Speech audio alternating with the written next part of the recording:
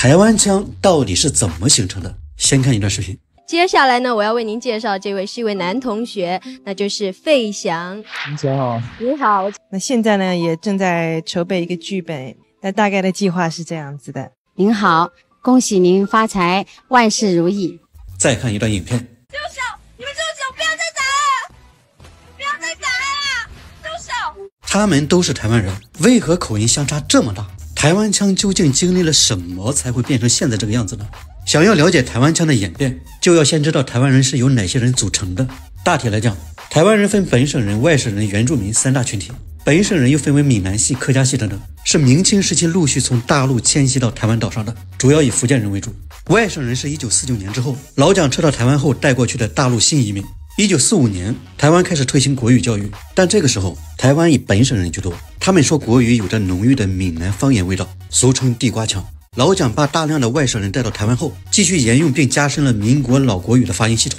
那时候能说一口字正腔圆的国语被认为是标准发音的象征，在推行的时候甚至把北京方言都带了过去。最典型的就是和，他们读汉，这个汉就是过去地道老北京的方言土语的发音。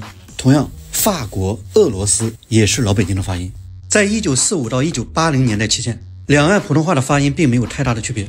行人不按规定走路或任意穿越马路，超载超速争道行驶，处罚最高的罚金可以到新台币1800元。这个时候，不管是电视台主持人还是影视演员，不管是出生在大陆的外省人还是出生在台湾的本省人，都在努力说一口字正腔圆的腔调。江山万里情，中国人珍惜。中国文化5000年，环游中国1万元5次机会看谁先，先到终点我还给3000。哎呀，我们姓方的不得了，我们是神农恩师的后代。这是因为当时的台湾要求上电视节目必须要说标准国语，有的主持人和艺人国语不标准，还需要到正音班进行学习矫正。还有邓丽君、林青霞，他们也是在台湾出生的，同样没有台湾腔。您是？我父亲是河北，母亲是山东。对，我母亲是山东人。哎呀，好极了哈！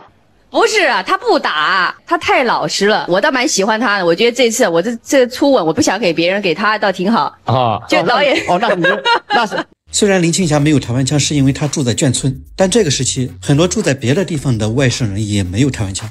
我发觉大陆是一个能够让我们温习书本上很多知识的地方啊。他们的我觉得他们的语言能力、口才，个个都很棒。每一个同胞都是一个很难忘的一个回忆。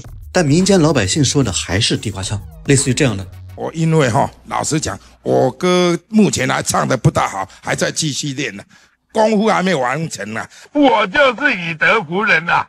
老蒋撤台时，不但把大陆大量的故宫文物和金银财宝带去了台湾，也把大量的大陆文艺界人才带去了台湾。所以在很长一段时间里，台湾演艺界、音乐界基本上全是外省人在把持着。你能想到的早期台湾明星，几乎都是大陆过去的。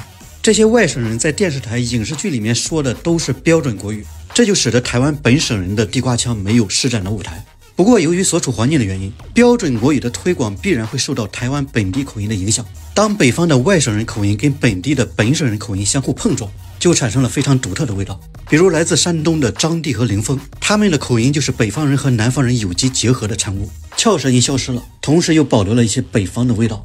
刚刚您看了一段小小的故事，有几首歌串联起来的。您主演了一部影片，叫做《小虾米对大鲸鱼》。外省人的演员里，山东籍的特别多，于是网上很多人以为台湾的外省人基本都是山东的。然而，台湾的外省人中，山东人很多，但并不是最多。只不过山东籍的台湾演员在台湾影视圈的存在感比较强，听觉敏锐的人其实可以听得出来，福建闽南人和台湾本省人虽然同根同源，但他们普通话发音腔调还是有所不同的。台湾就相对比较柔一点。刚回来台湾，他的儿子。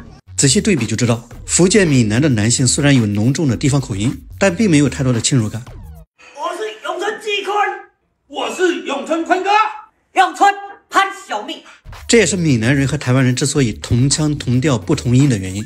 上个世纪80年代末到90年代初，台湾经历了转型，公众也不再以说标准国语为荣，台北读书音开始被台北口语音所取代，中下阶层人士的许多语音习惯开始成为主流，至此台湾腔正式形成。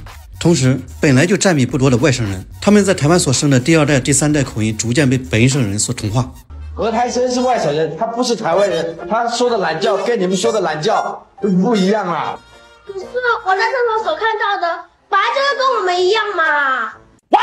到了90年代的中后期，台湾的影视娱乐、电视综艺开始逐渐被台湾腔所占据。2000年左右，充斥着台湾腔的台湾偶像剧鼻祖《流星花园》火爆整个亚洲。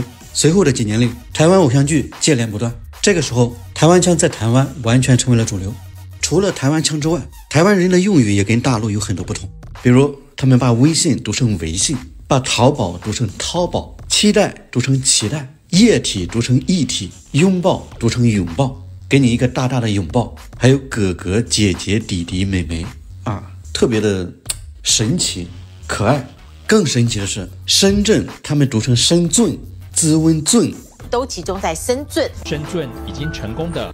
当然，这并不是他们读错了，而是两岸在汉字的审音标准上有差异。有够有背这种句式也是台湾特色，比如你真的有够无聊哎，我刚才有被你吓到哎。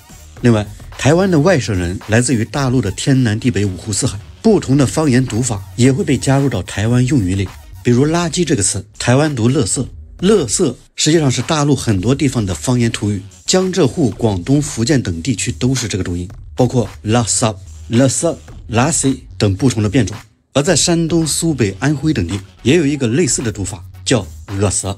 你把那一堆垃圾倒了，用山东鲁南话说就是你把那一堆饿死倒了。在山西和陕西一带，他们也叫饿死、饿死。包括这个词，台湾读包瓜，这个包瓜也是受江浙沪一带吴语的影响，上海就把包括叫做包瓜。连读粘着也是台湾腔的一大特色，比如大家经常听说的这样子，你知道吗？我跟你讲后，怎样啦？你妈妈有没有告诉你撞到人要说对不起？堪比老北京的中央电台和道銮。总的来说，所谓的台湾腔就是以福建闽南腔为基础，以各种外来方言为调料，以台湾岛为熔炉。由于长期待在一个圈子里，没有外部相同语言的影响，内部自身不断发展，慢慢摒弃外省的翘舌音，强化本省的平舌音、懒音、连读、粘着等特色，就形成了自己独特的口音风格。这种语言腔调的转变有很多例子，比如马来西亚华人的口音又是另外一种风格。我吃饱了，我冲凉了，我要睡觉了。祝你不要听我讲话，祝你一直不要听我，怎么要这样？比如同样是英语，英国、美国、澳大利亚的口音也是截然不同。当年台湾影视娱乐火的时候，台湾腔被认为是时尚的、新潮的，在新兴人类眼里是很潮霸潮流霸主的口音。那个时候，如果你字正腔圆、吐字清晰，用翘舌音，会被认为很土，甚至连当时内地的影视明星和主持人都是刻意的说港台腔。港台腔，那是我特别，你刚才一说的时候，真的我说我会说的想吐了。你作为一个北京人，我纯北京，我为什么一嘴的港台腔？我不知道为什么，有很多人都这样。后来随着港台影视娱乐的没落，港台腔也不再吃香，并且两极反转。有人认为女生说台湾腔好听，男生说台湾腔就很让人肉麻。两极反转之后，北京腔开始成为时尚，尤其是2008年到2015年期间，那个时候特别火的电视剧都有北京腔的影子，比如什么奋斗、蜗居、裸婚时代、我的青春我做主等等。讲一口北京腔会被认为是一件很帅的事情，比如一口京片子的文章和王子文，其实他们都不是北京人，他们分别是陕西人和四川人。我就纳了闷了，你以为四海之内皆你妈呀？谁乱七八糟啊？我们一直说我们的话呢，有你什么事儿啊？最近10年呢，北京腔的时尚也过去了，人们开始追求标准的普通话，哪里的腔调都不想靠了。而与此同时呢，台湾腔也更加的浓重了。我觉得好糟糕哦，怎么会叫我签这种东西？No no。